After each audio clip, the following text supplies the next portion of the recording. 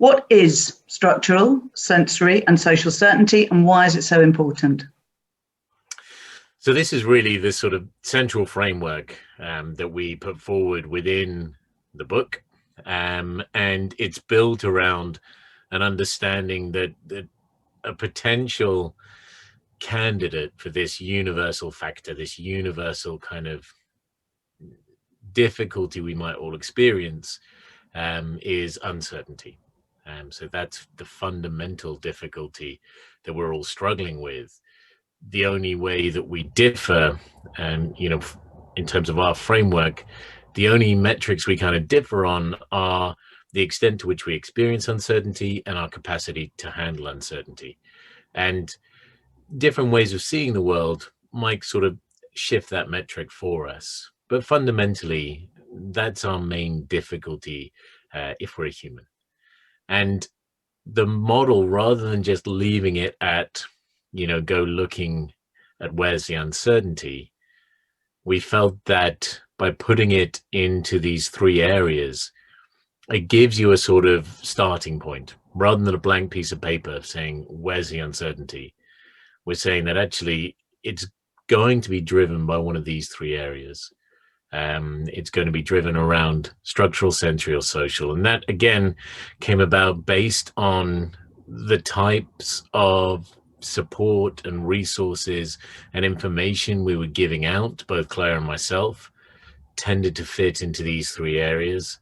A little bit of my own research, doing sort of network analysis of looking at kind of anxiety that people experience, tend to be loaded into these three areas, as well as a kind of broader research literature that highlighted the importance of these three areas. We start by talking about structural certainty, because this really is one of the easier ones for us as practitioners and parents to be able to put in place to kind of build more certainty around structure. And here we're sort of talking about very broadly, how the world works. From an education school perspective, it's around sort of how the day pans out, what happens in each lesson, what happens lesson to lesson, what happens during specific subjects. And much of this we can build into the environment to make it more predictable, to make it more certain. And the point we make is we create this kind of certainty around structure to create a kind of more comfortable, less anxiety-provoking environment in which we can then work on increasing my capacity to manage uncertainty around structure, and also allow us to do some of the more longer term work that children, young people might require around building certainty in terms of sensory and social. Sensory is what we move on to next in the book, and we put it in the center of our three S's because it's central to everything. And particularly, we talk a lot around interoception, our eighth sensory system, and how fundamental that is to so many aspects of certainty.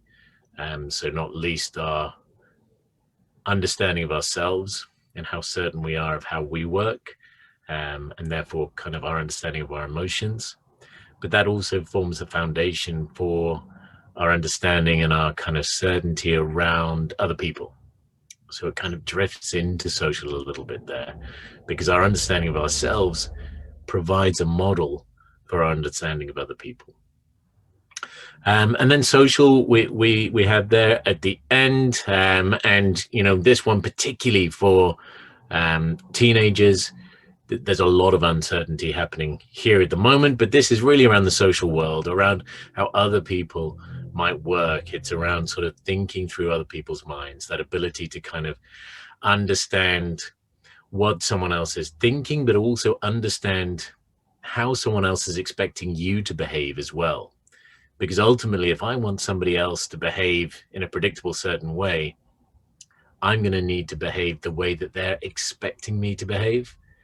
So straight away, if I'm not entirely sure how they're expecting me to behave, we can kind of begin a sort of uncertainty dance there between the two of us, in trying to interact in a way that's as predictable as possible.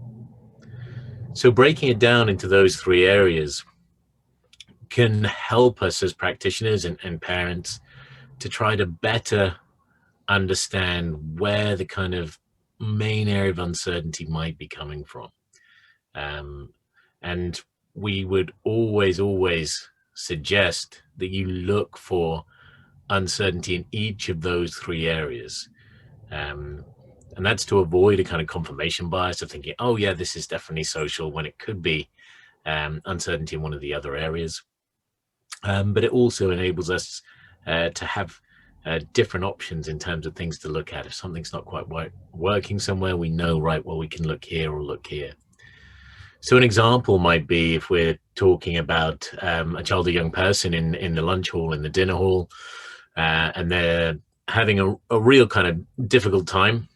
And often what you'll find they're doing is throwing their sort of dinner tray on the floor, throwing their lunch tray on the floor. And you're looking at trying to understand how better to help them. And you'll always ask first and foremost, you know, how can we help? What's going on? But if that's not working, then you can look to those three areas and think, okay, well, we could be having some difficulties around sensory. There could be a lot of sensory uncertainty here.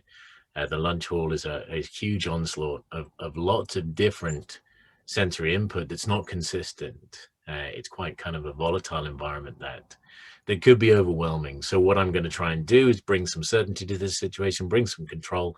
I'm going to drop my stuff on the floor, and then I know that I can get out of this environment, get to somewhere that brings me certainty.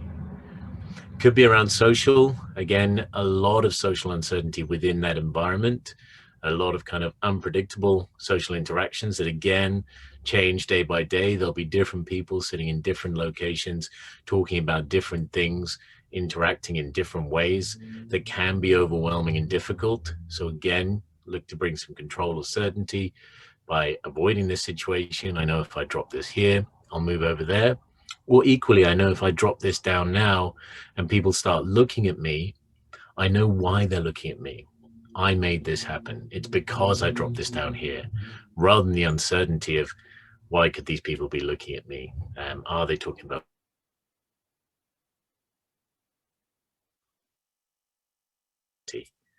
Or it could be around structure. So just simply looking at, I expected it to be this meal today, or I expected to be sitting with this group today, or I expected these people to be sitting over there today. And one of those elements has changed or may regularly change. And that in and of itself can, again, create this sense of a volatile environment, unpredictable, out of my control. I'm going to look to bring some control to it. And I know if I drop this down here, then this will happen, and this will happen, and this will happen. So that's how we kind of look at those three areas, trying to identify what might be going on. And then as a team, and including the young person, try to work out, okay, where should we put some support in first? Where should we target first to see if we can have an impact? And invariably, the quickest fix is going to be structure. It's worth saying, in terms of the way the book works, that it's full of checklists and sort of mini assessments that you can do with this kind of team approach. So including the young person in some cases looking for information from other carers. But there's lots of checklists you can do that help you work out perhaps where the uncertainty is mainly. As Jamie said, it will always be in all three areas, but one may be more uncertain than the others. So some of these checklists will look at what social environments somebody is managing in and maybe not managing in. It'll help teachers and all education staff look at the way they structure their lessons.